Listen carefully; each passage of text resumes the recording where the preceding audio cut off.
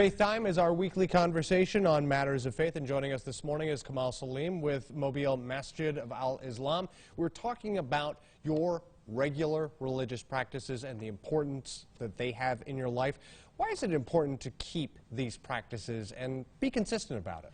I think the reason it's important to keep these practices is that these practices help you get through the day, but it also helps you to pull from the day. So the practices are there just to make you a better person, just like you see in sports.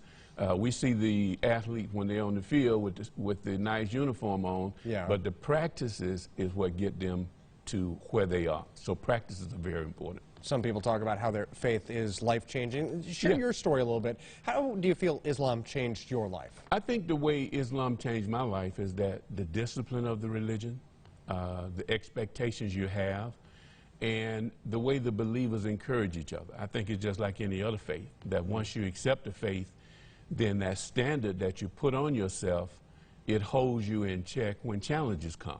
So I think that it makes you a better person by having those practices, because those practices allow you to stay within the parameters of where you should be as a human being. And those parameters also help center you in life. How do faith practices help keep you in that essential mindfulness space? I think the way it keeps me in a mindful space is that I try to start my day always remembering what the purpose is and the reasoning.